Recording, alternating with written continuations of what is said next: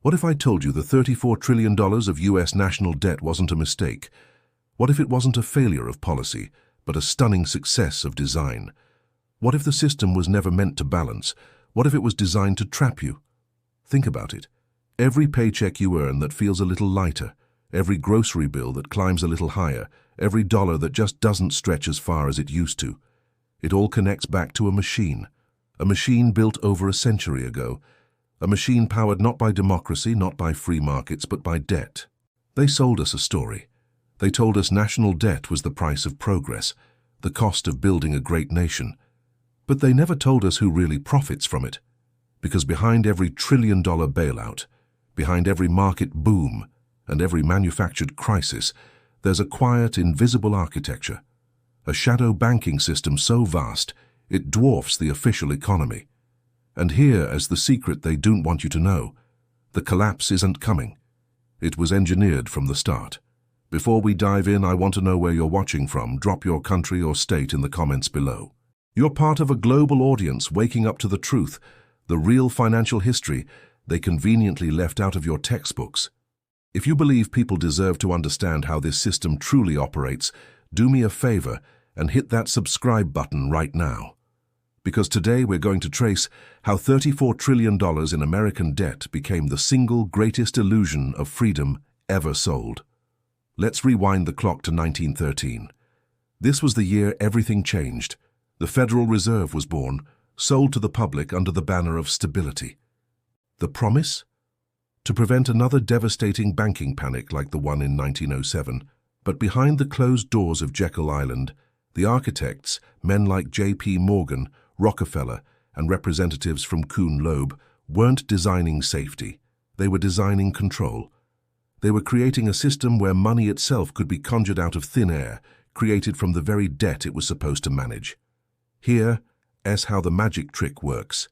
Every new dollar printed by the Fed is essentially a loan to the U.S. government. Every one of those loans becomes a valuable asset on the balance sheets of the big banks, and every one of those assets is then leveraged, multiplied, and used to create even more debt. The Fed became the dealer, the government, the addict, and the taxpayer? You foot the bill. Does that pattern sound familiar? It should. Fast forward to 1944. The world is in ruins after World War II. At a conference in Bretton Woods, New Hampshire, the US dollar is crowned the world's reserve currency. From that day on, international trade wasn't settled in gold.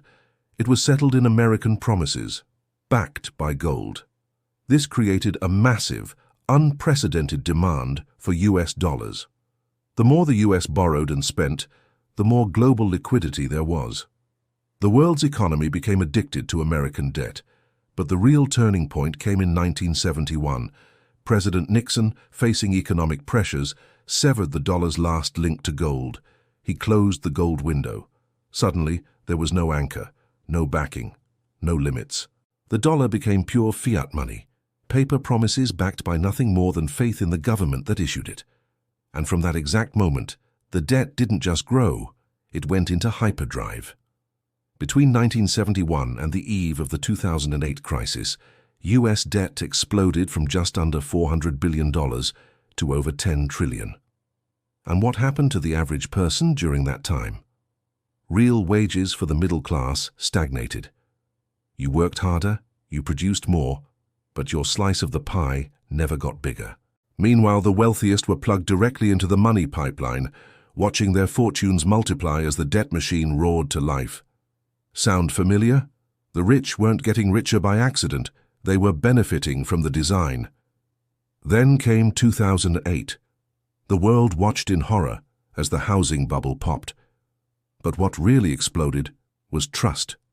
The subprime mortgages were just the fuse. The real bomb was a deeper, more insidious rot, derivatives. These were complex financial instruments, essentially side bets on the value of other assets. They allowed Wall Street to take toxic, high-risk debt, chop it up, repackage it, and sell it as investment-grade gold. The entire system was a house of cards built on an illusion.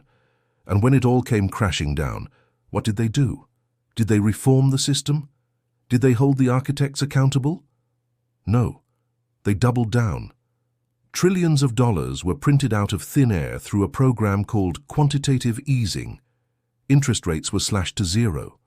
The very banks that caused the crisis were bailed out, deemed too big to fail. Once again, the few were rescued, while the many paid the price through inflation and a devalued currency. It should sound familiar, because the exact same mechanism, hidden debt and hidden leverage, is driving today's $34 trillion debt spiral.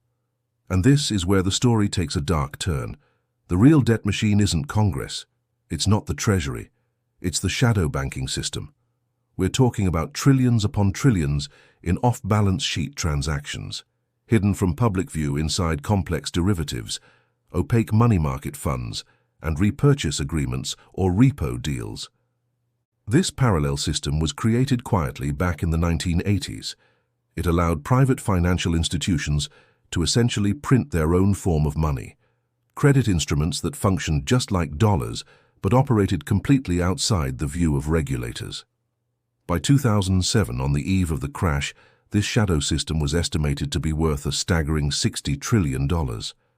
That's more than the GDP of the entire planet at the time. And when this shadow system began to crack in 2008, the Federal Reserve didn't step in to shut it down or reform it. It stepped in to save it and expand it.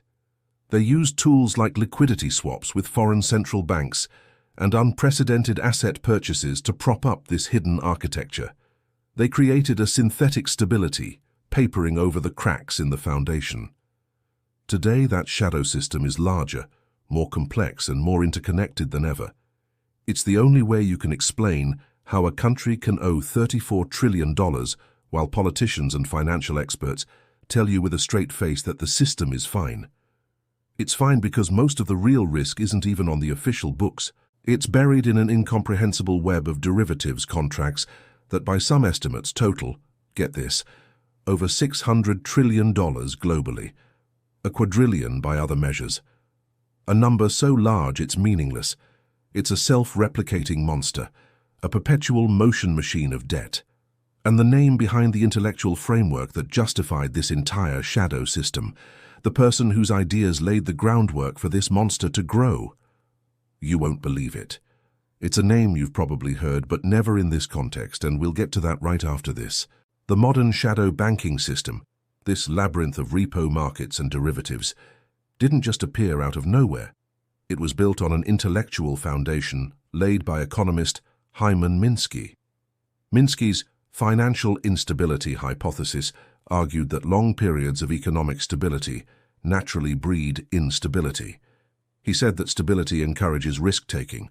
Lenders and borrowers become complacent, leverage increases, and asset bubbles form until a Minsky moment arrives, the point where the whole fragile structure collapses under its own weight. But here's the twist. The architects of our financial system didn't heed Minsky's work as a warning. They used it as a blueprint.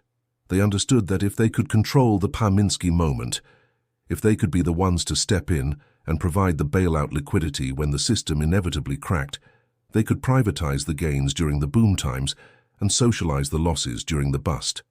This is the ultimate business model. They created a system designed to fail, knowing that they, and only they, would have the power to save it. Each crisis, from the S&L crisis of the 80s to the dot-com bust to 2008, and even the market turmoil of 2020, has been an opportunity to consolidate power and transfer wealth. The debt isn't a bug, it's the feature. It's the fuel for the entire machine.